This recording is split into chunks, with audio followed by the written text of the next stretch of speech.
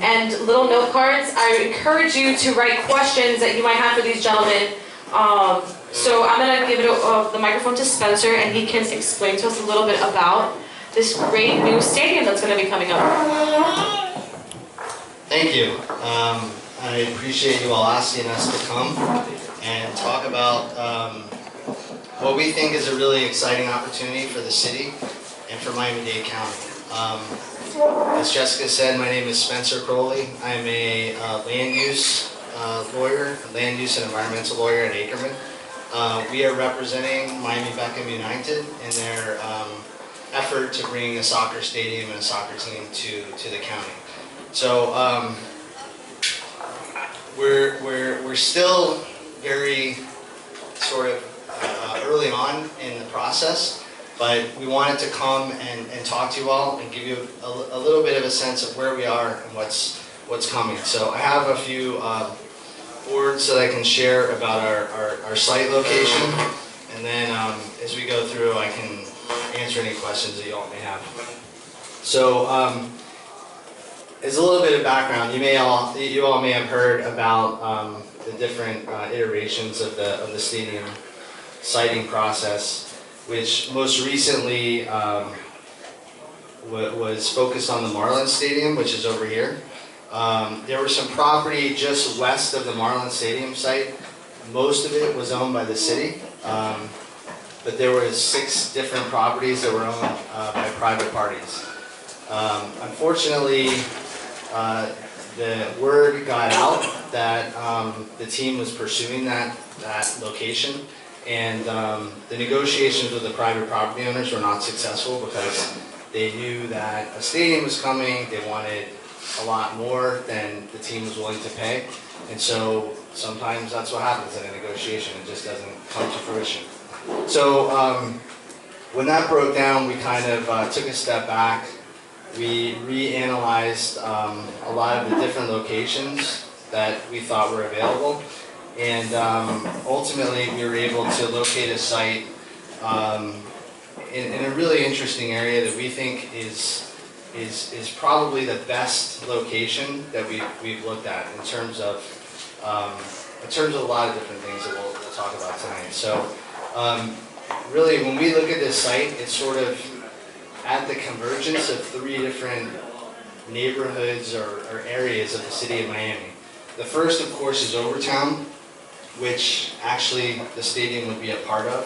I think most people, if asked to draw a line, would say that, Overtown, the west part of Overtown ends at 7th Avenue, and we're just inside of 7th Avenue.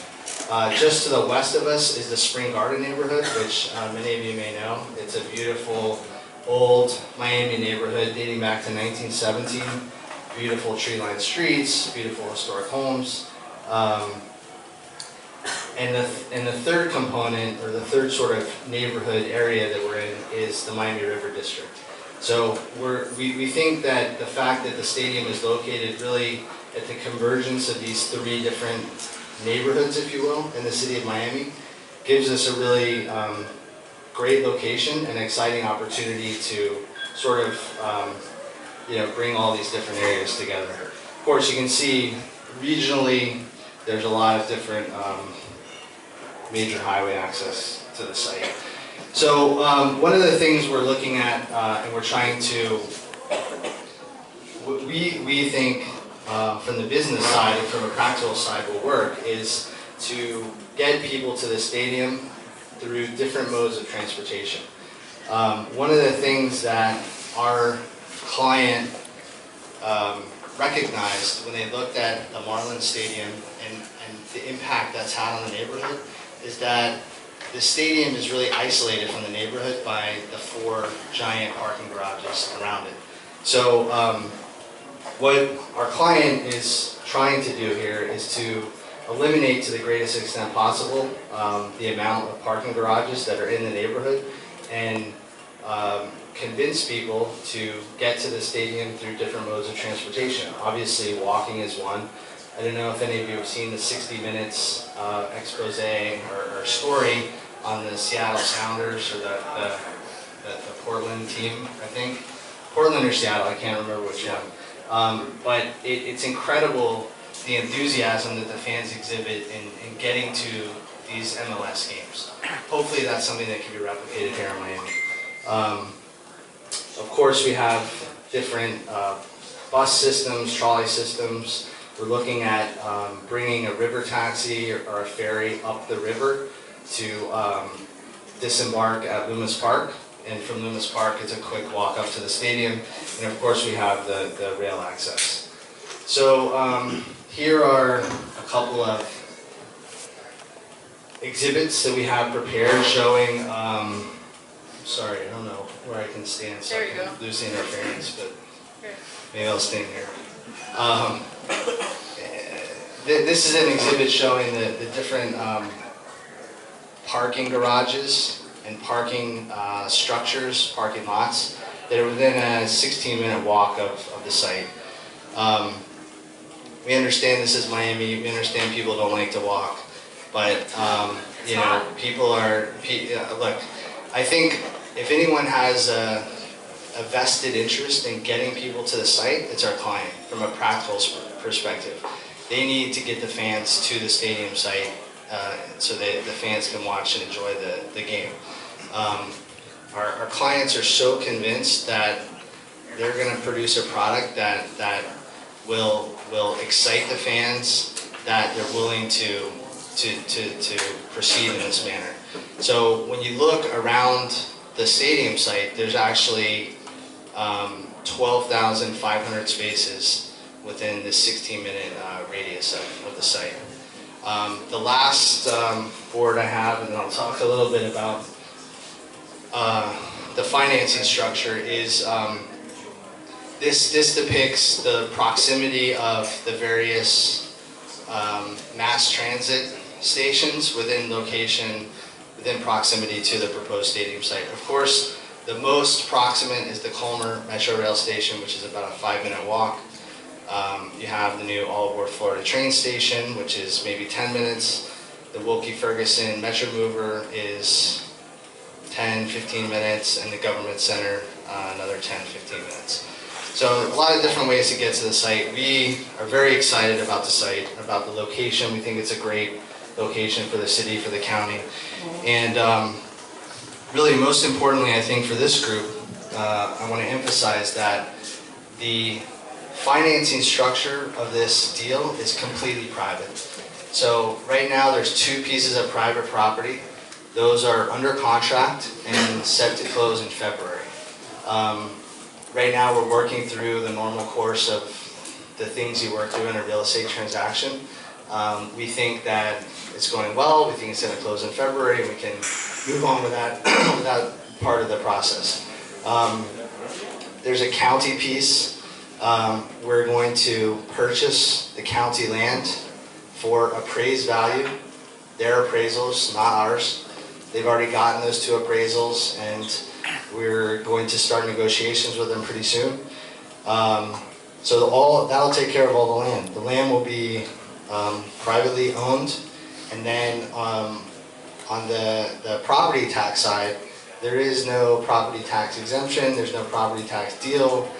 We're building the stadium. The stadium will be assessed by, excuse me, the property tax appraiser, or the property appraiser, and we will pay whatever they assess us for. So that's what we think is going to make this the best stadium deal, certainly in South Florida, and really one of the best stadium deals anywhere in the country. Our client, one of the partners, has built stadiums all over the country, all over the world. He's never done a stadium like this, which is private land, privately financed. This is a really great deal, I think, from the structure perspective. And from my perspective as a land use lawyer, what I love about my job, what I like to do is help create new and exciting parts of the city, help take areas that are not functioning at sort of their highest and best capacity and get them to that level. And this, I hope, is going to be a catalyst for this really interesting area, the sort of the convergence of a bunch of different really interesting neighborhoods of the city of Miami. So I think that's the crux of what we have to say, and I'd be happy to take questions. Thank you. Well, we're gonna do this more like in a hey, guys, clap for him. That was a nice presentation. I'm gonna let Andres Malade present himself and maybe explain philosophically why we might have invited him here. Andres. Good evening, everyone. And to the Miami United, welcome to the community, quite frankly, under the caveat, of course, that it's, as he says, privately financed, which is what Americans for Prosperity would be concerned about. We are an advocacy organization, an issue advocacy organization. We're a nonpartisan group. We focus on making sure that policies, whether they're at the local level, state level, national level, are moving through the legislative process so that at least here in Florida, as I'm fighting for, Florida can be the most economically free state in the country. And Florida is doing a great job. We have great rankings in terms of our overall tax structure. We have great rankings in terms of some of our the only thing one of the big things that we're fighting for in Tallahassee is trying to reduce the overall level of our income tax. There's a litany of things that we're also fighting for in Tallahassee, including healthcare reforms. We're excited to see some of those things moving through the process, including scope of practice, including removing certificate of need, ambulatory surgical center reform, so that we can reduce the cost of healthcare and increase access to care, which is obviously a big issue for us since Medicaid expansion failed last year, and we took part in that effort. But one of the big issues, and obviously the issue at hand, and the reason Jessica and Bradley invited us to participate today, is we have a philosophical disagreement with when private companies, whether it's sports stadiums, whether it's any industry, wants to take public dollars and use those to fund their private ventures. There is history here in the state of Florida where this has been going on. It's still going on, and we can talk a little bit more about the different teams, including the Dolphins, the Jags, the Bucks, the Daytona Speedway, and what they're doing this year in Tallahassee to request public dollars to be used for the renovations of their privately owned facilities. Which again, we disagree with, and why the state of Florida has found, not just myself, not just Americans for Prosperity, but the state of Florida's own economists have shown through a report that the Department of Economic Development puts out that has shown that sports incentives only produce a 33-cent return on the dollar. And when taxpayer dollars are at stake, that just doesn't seem reasonable to us, and we would rather see those dollars be used on education, construction, roads, infrastructure, true needs, making sure that our firefighters and police officers have the best equipment possible, making sure that our students and teachers have the best resources available. And I would hope that in this room in particular, I would find a lot of common ground on that issue. And so when we started having the discussion and Bradley was inviting me to participate in this, I think there were still, this project was still in being developed. The school board was potentially involved, and there were a lot of questions both from our side and I think, whether it's my families or friends that also wanted to make sure that what happened with the Miami Marlins, what has happened in the past with the Miami Dolphins or other teams across the state doesn't continue to happen, because it's not the best use of taxpayer dollars. And we want to make sure that this sports team, just like we just had the Orlando open a franchise, and we also held the line against them. They were after $30 million from the state of Florida as well as from local government. And we said, no, that's not a good use of taxpayer dollars to be put into a public facility, into a facility where a private organization is running that operation. And the sports and that particular team actually decided midway to also self-finance. And so we rolled out the red carpet for them and welcomed them to the community as a good community partner, because that's exactly what a good community partner does. They put their money where their mouth is, they invest in the community that they want to be a part of, and come be a part of that community without taking advantage of all of us. So I'm sure, if there's other questions, and we can get into some of what's going on in Tallahassee. I know Jessica had some questions already, would love to take those, but again, really appreciate the opportunity to come in here and talk about some of the issues that are going on here locally and in Tallahassee. I want to thank both gentlemen. Thank you. Thank you for both of your time. And quickly, before I forget, I want to recognize former Representative Eddie Gonzalez. And also we have Mayor McDougal, I think he's back there. Also, I just got a little notification to remind me, Congresswoman Ileana Ross-Layton needs some volunteers, so I'm going to be sending out an email about that. So I want to have that on your radar. She needs our help for a little envelope stuffing, phone banking thing. So I'm going to let you guys know about that. Now I want to ask you guys some questions. Particularly to you, Spencer, what has this group, your team, learned throughout this process? I mean, this is the third site location. You guys have been on this for about 2 years now, right? You know, our club had a meeting in 2012, May 2012. We were very interested in seeing soccer come to Miami. You know, so we want to get from you, like, what did you guys learn from this process about the constituents, the players, the politics of the game through this process?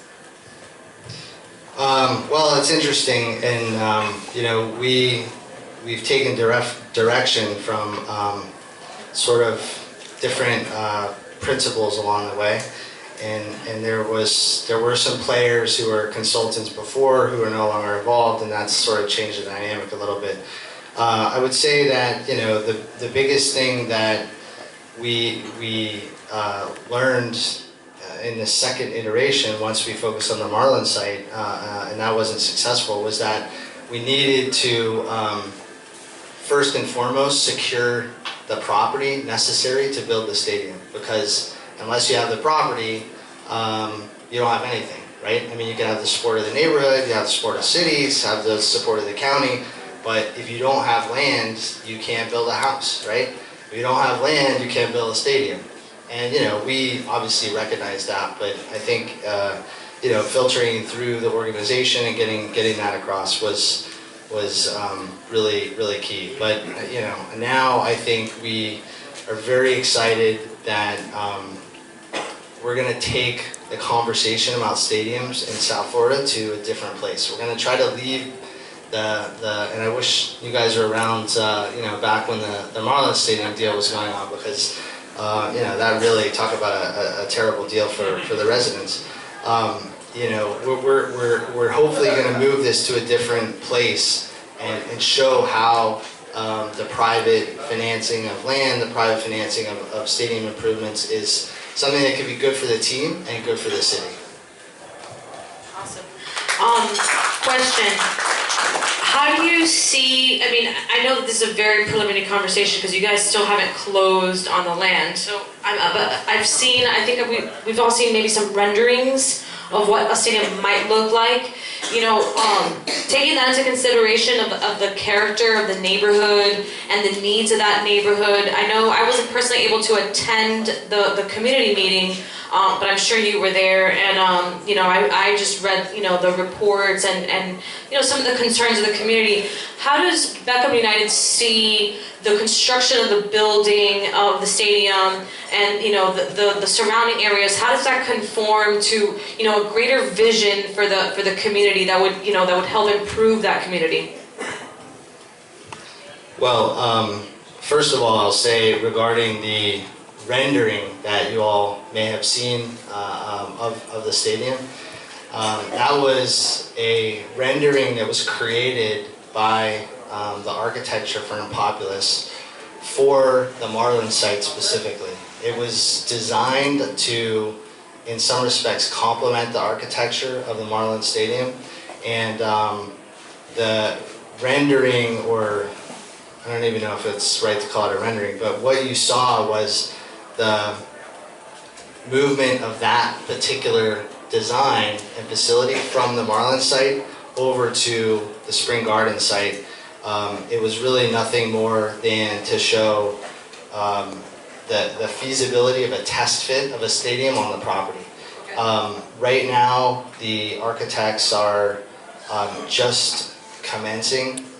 They're still in the process of working through retainer agreements and that kind of stuff. So they're just now starting the process of trying to understand the context of the neighborhood, to get ready with design. So all of those things certainly will be taken into consideration as they move forward through the process. Right now, you know, again, just to emphasize, the stadium rendering that you saw is not the stadium that will be built. We know that for sure. Great.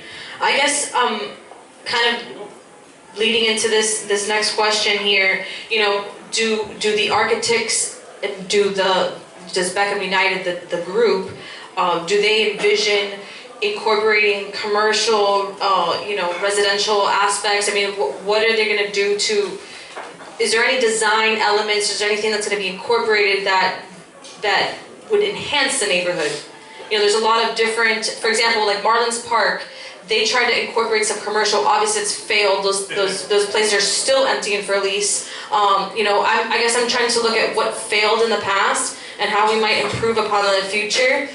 Is there like a vision to, you know, incorporate the community into this process of creating and erecting a stadium in their neighborhood?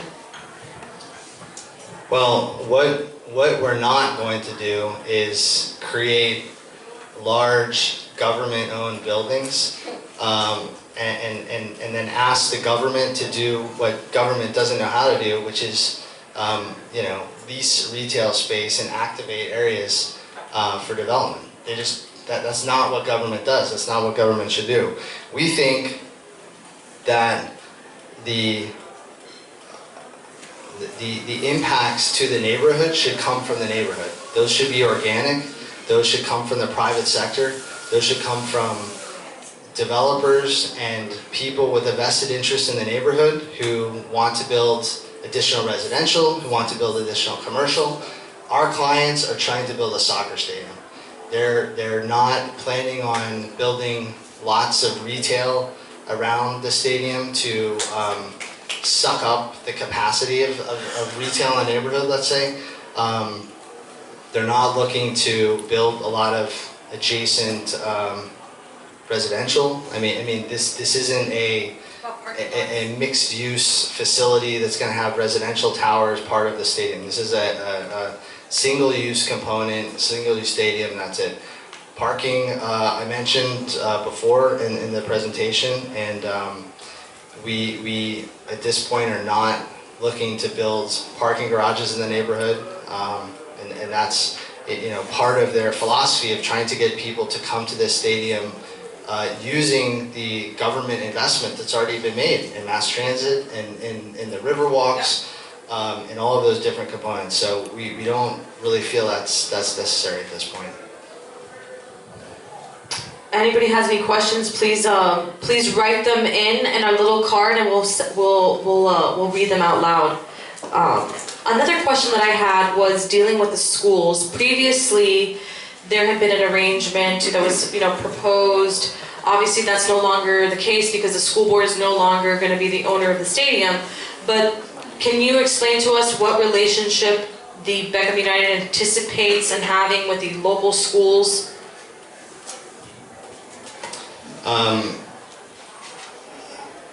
I'm not exactly sure, to be honest. The one thing I know is that David Beckham personally is very interested in promoting youth athletic and youth athletic initiatives regarding soccer specifically.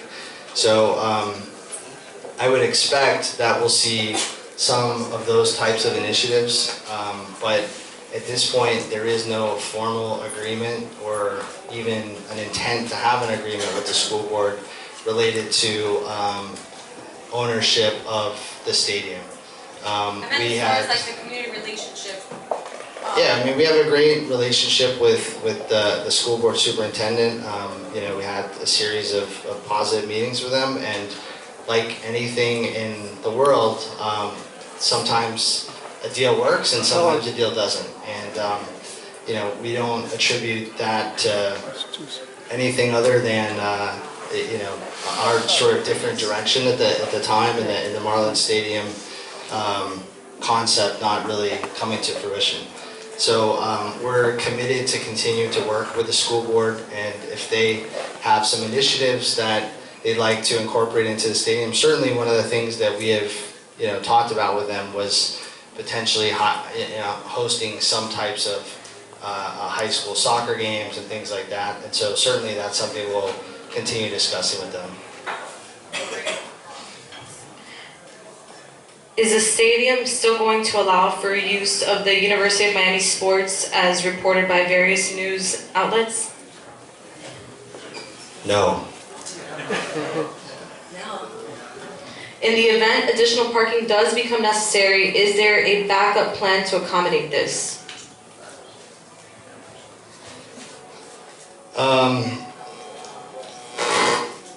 I think that the parking issue is a risk that our clients have to bear, right? It's a practical risk that they have to bear. So if people will not go to the stadium because there's no parking, they're not going to have a successful team, right? So at this point, I would say that we're committed to doing everything we can to making sure that the stadium is accessible from various modes of transportation. I want to re-emphasize something that I brought up in the presentation. There is available parking around the site. It's not like Publix where you pull up to the front door and you walk in, but there's 12,500 spaces within a 15-minute walk. We think it'll work. We think that the people will come. We think that the people will choose to take different access modes of transportation to the stadium. And I think from the city's perspective, from the county's perspective, there's really no risk in allowing this to happen. And so we're really committed to making it work. These are all from the question cards, okay? You called it Springs Garden location, not Overtown? No, that's not right. What I said was this location is at the convergence of 3 different areas of the city.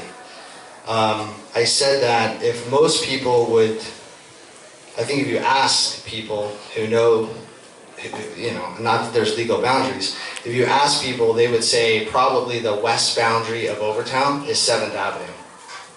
We are just inside 7th Avenue, so technically we would be in Overtown.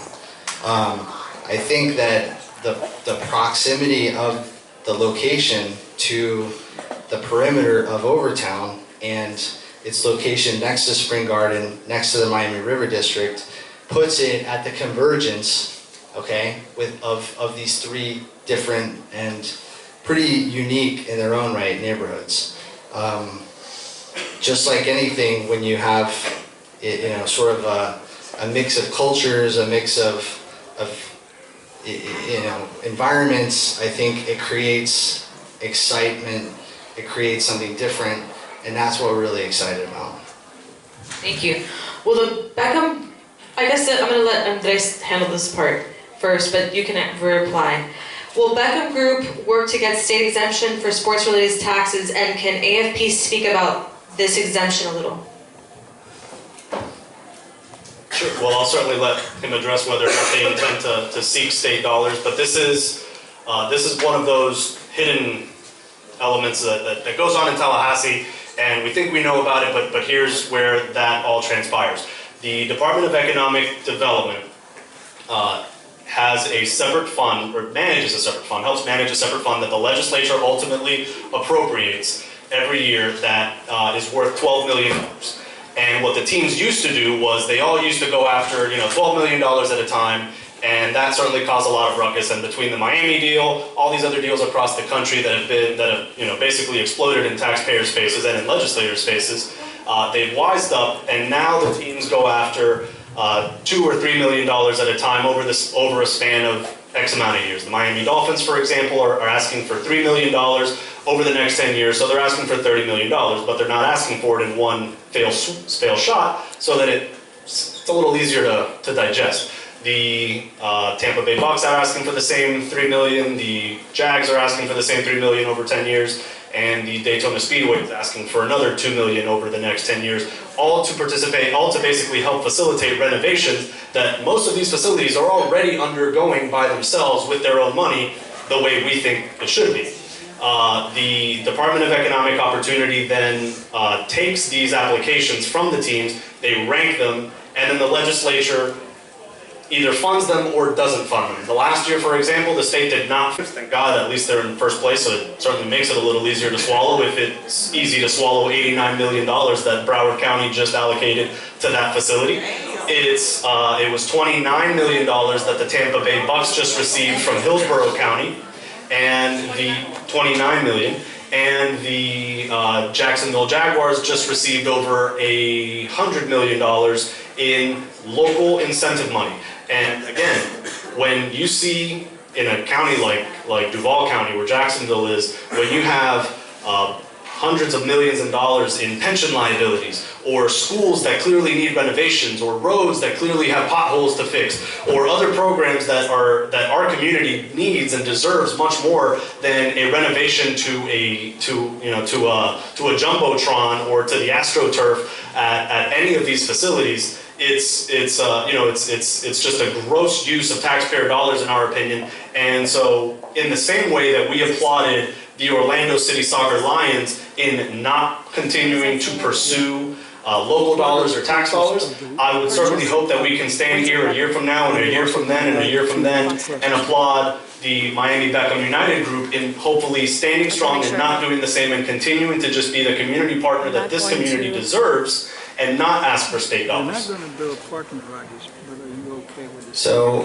we understand that the House Speaker Corcoran and Representative Leva, the House Speaker designate, are opposed up in Tallahassee to actually funding this sales tax rebate program. And so as far as we're concerned, that's off the table at this point. That's not something that is available because they're not funding it. I have more parking questions. Great. You're not going to build parking garages, but are you open to, for the county deciding to build them on their own? Well, I mean, we don't control the county. So I don't know what they're going to do. I can't really control what they want to do. So I don't know. I mean, if they come up with some plan to say, oh, we want to build a bunch of parking garages, I don't know. I don't know. I mean, it's not something that we're going to be involved with at all, and I don't think the county is gonna look to do that. So I can't see it happening. Would we support it? I think we'd rather see the neighborhood develop in a way that we think is really good for the neighborhood without giant parking garages that are going to sit empty. I mean, remember, this stadium is going to be used for 18 home soccer games a year, okay? We don't, part of the rationale, if you will, in thinking that we don't want to build these parking garages is that they might be great for the 18 home games we have, and maybe a couple playoff games, and maybe a high school soccer game, maybe an NCAA soccer championship. But when those events aren't occurring, we're not really sure that they're going to be great for the neighborhood. So I think that's part of the rationale that for not building the structures. We think that during the game events, people are going to be excited. People are going to want to get to the stadium. People are going to enjoy what we think is a great part of the city, and hopefully we'll get a lot better. And so that's what we're committed to trying to make work. I'm just gonna get all the parking questions out of the way. Okay, these are actual concerns from Miamians. Being a very car-centric area, how do you justify no garages? I know you've already said that you want to encourage public transportation, but I mean, at least this generation, we're not kicking the car habit. I disagree with that. I really disagree with that. I think there's a lot of young people in this town, millennials, if you will, that are not using a car as much as, let's say, I did when I got here in 2001. They use Uber, they use Lyft, they formerly use Car2Go. They use our burgeoning transportation system, and they walk. And as we develop more and better pedestrian access ways, as we develop the Baywalk, as we develop the Riverwalk downtown, those are really great amenities for pedestrians to have, for residents to have to get around the city. It's amazing if you try to walk from the central business district to Brickell in August on the streets, okay? First of all, it's hazardous to your health by virtue of the way people drive, but second of all, you know, you're gonna be sweating the time you reach the next block. But if you take the river and you take the river walk and you walk over the bridge and then down around Miami Circle and One Miami, it's a really pleasant walk. It's really nice. We really think we're trying to bet on the better part of human will, you know, and we think that, you know, and it's really a business risk that our clients are willing to take. Look, we understand the risk, okay? We understand people like to drive in Miami, and we're trying to change the paradigm. I think it's a good risk to take. I think it's a good bet to make that we can develop something that's so good, so exciting, that we change the paradigm. And I mean, less cars on the road is a good thing. So let's see if it works. Let's try to support it. I don't think we should do what the Marlins did, which is surround their stadium with giant parking garages owned by the government, which can't lease it out, and creates a void in the neighborhood.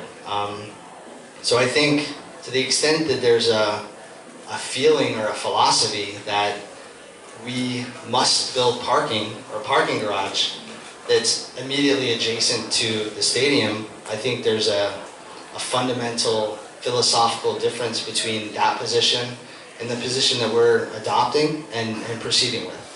I think Andres had a couple words. I mean, just from experience, and I, you know, when we moved here, I grew up here, but I live in Orlando now, and we have the Orlando City Lions, and the experience that they've been able to create there, I think, is similar to what they're trying to build here. And there's no park. They haven't built parking garages with public or private money.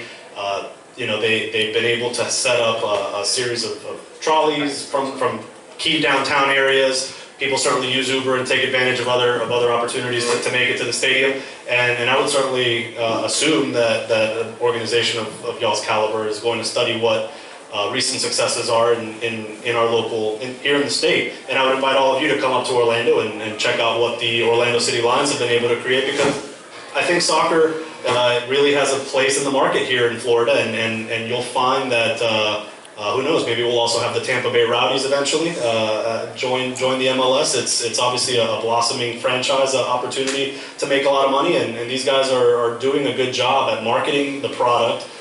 Again, we just ask that they do it with their own money. But other than that, they really are creating an outstanding fan experience for everyone, and I'd invite you guys to come up to Orlando for a weekend and check it out. Spencer, you gotta spill the deeds to us.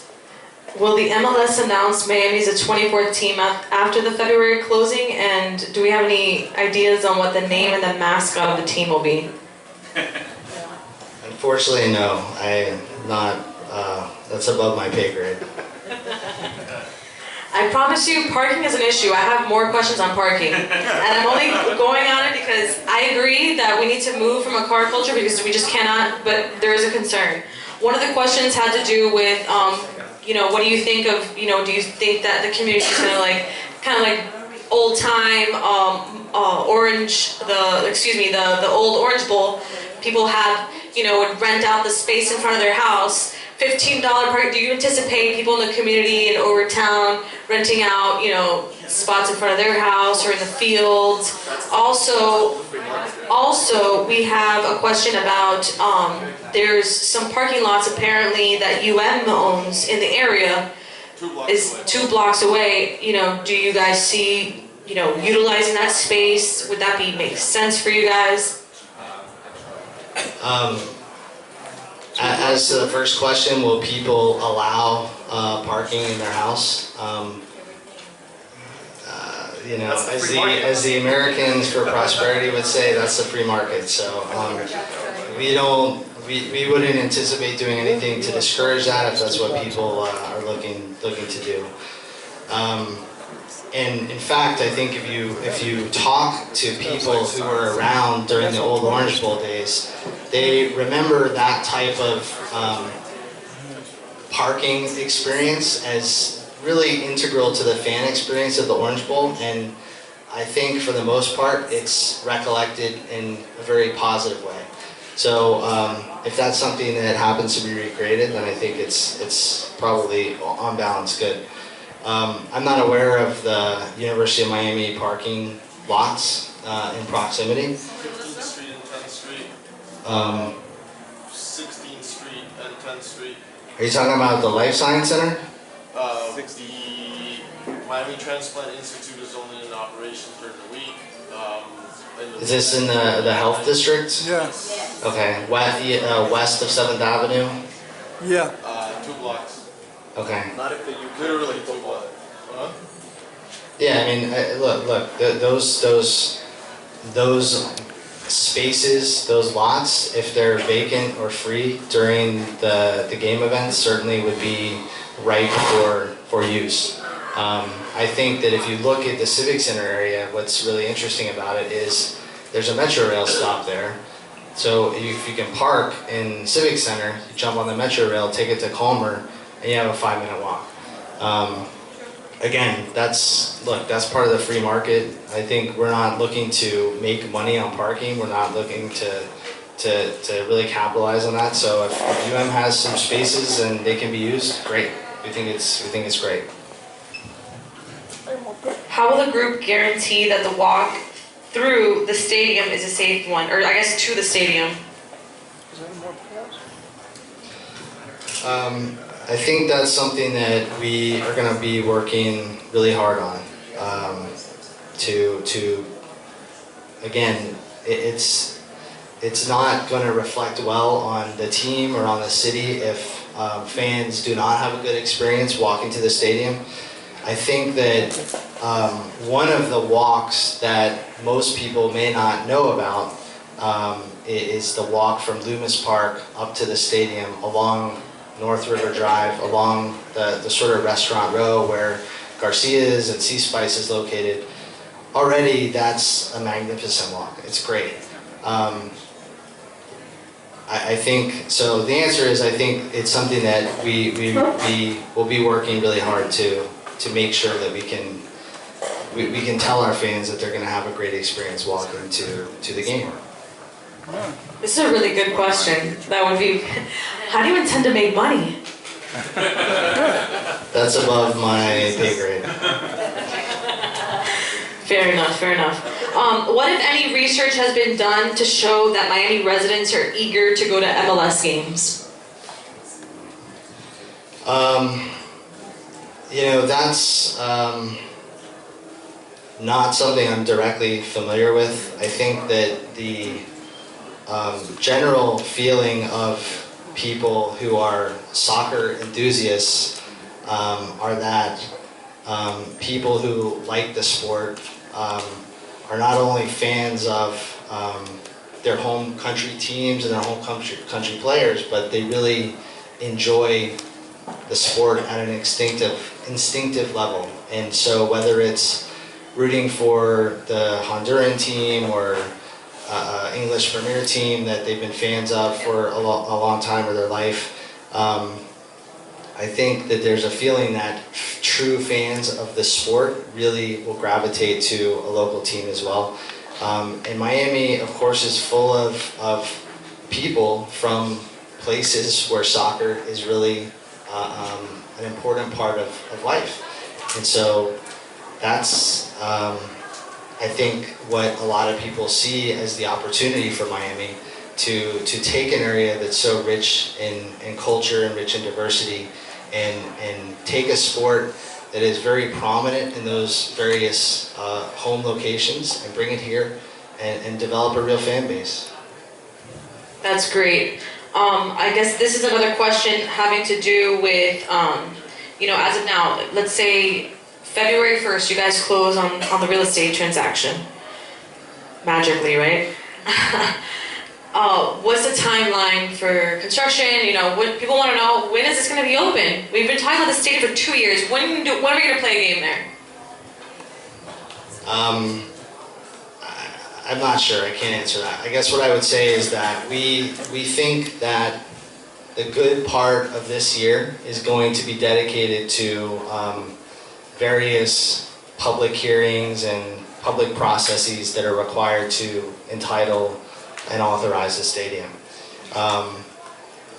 Shortly thereafter, we would anticipate commencing construction, and we would try to build the stadium as fast as we can. You know, big projects take a year, 18 months, something like that. So, you know, I don't know, you kind of do the math and figure out we're maybe 2 years, 2.5 years away, something like that. But the team itself is committed to getting to Miami and opening as fast as humanly possible. And trust me, they're pushing us hard to, you know, make sure we close the land, make sure we get the processes done right, make sure we include the public from the start, which we already started at a public hearing in Overtown at the YWCA, so that we can get this started. This is a two-part question. I'm gonna answer the first part. Why don't you use already existing venues? And number two, are you going to create any jobs? Please be specific. I think the first part of the question, the answer is the MLS requires new franchises to have their own standalone stadium. I think the rule is they can have their own, they can share a stadium for a year, but then at that time, they must move to their own proper stadium or lose their franchise. Do I need to answer? That was great, the thank jobs. you. Yeah, I know, I'm just kidding. Yes, there will be jobs, certainly construction jobs, and then there will be other jobs associated with the team operation and management.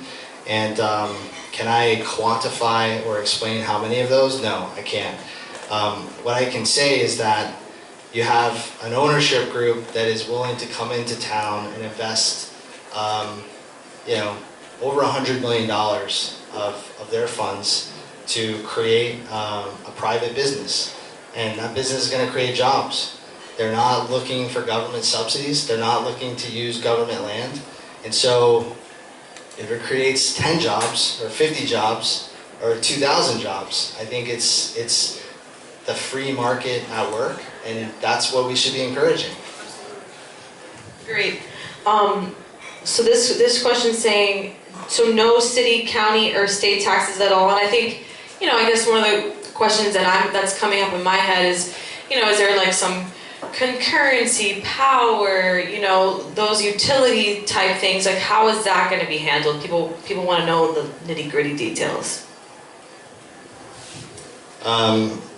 Well, how it works is when you build a private development, you have various impacts to infrastructure, right? And so the private developer would typically be required to pay for things like intersection improvements, relocation of water lines, relocation of sewer lines, upgrading of water lines, upgrading of sewer lines, relocation of electrical conduits, all of those things. We're not seeking subsidies for any of that, and we intend to do that all ourselves. Oh, wow. That's great. Give them a round of applause. I've never heard that before. Awesome. Well, I want to thank you, gentlemen, for coming. I'm going to let you guys close. Andres, I'm going to let you go first. I know we were waiting for something more, right? We were waiting. What's the catch? What's the catch? I'm going to let Andres close. Thanks so much. Well, thank you all so much, and like she said, you know, we certainly were anticipating a little more drama maybe, but again, you know, at least on behalf of myself, a former Miami-Dade resident, you know, welcome to town, and hopefully you guys do make lots and lots and lots of money and create lots and lots and lots of jobs, because that's what we certainly want to see here in Miami-Dade County. And as long as you all live up to the promises that there's not going to be any requests for subsidies or subsidies granted, I'll buy the first ticket. And I can't wait to go catch a game. First thing I also want to do real quick is introduce Jairo Rivera, who's our Americans for Prosperity representative here in Miami-Dade County.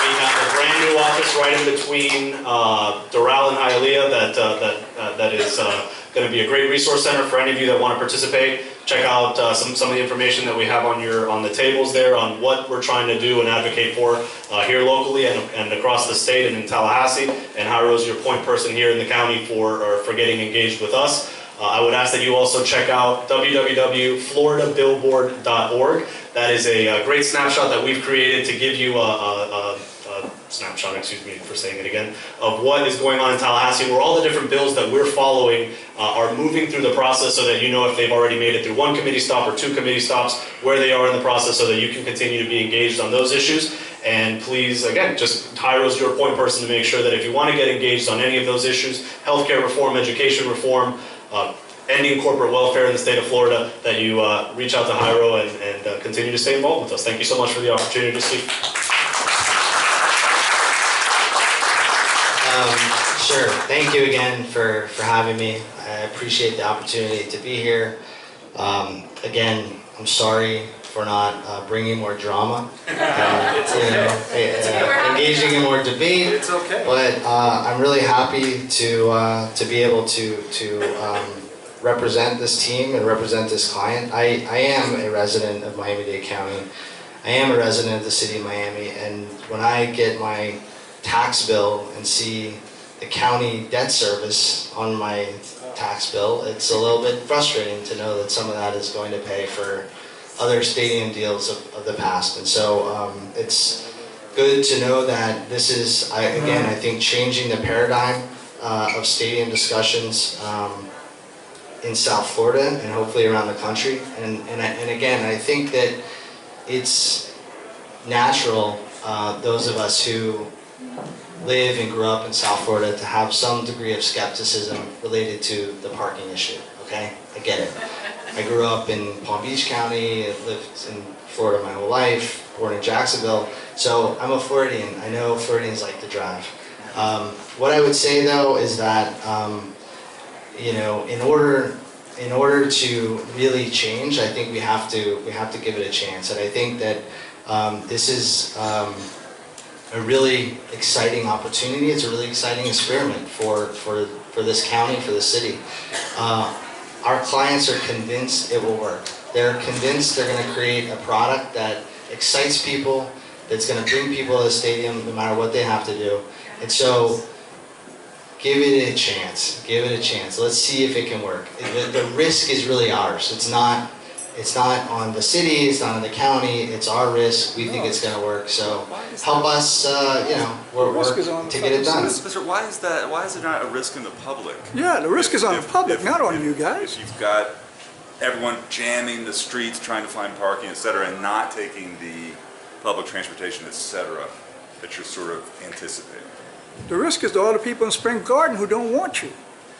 No, I disagree. Oh, no, I disagree. yeah, no, there's a huge risk. I'm happy to talk to you guys after, and we can debate it, but that's fine. I think that there is no risk to the public.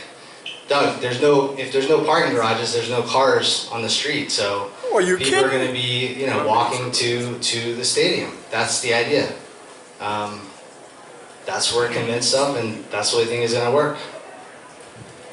I definitely think that moving forward, I definitely think maybe, looking into other existing garages is going to be a great idea for you guys, and seeing what you guys can work out. I want to thank everybody for coming. You guys are awesome. Give yourselves a round of applause. I want to thank Bradley again for putting this together.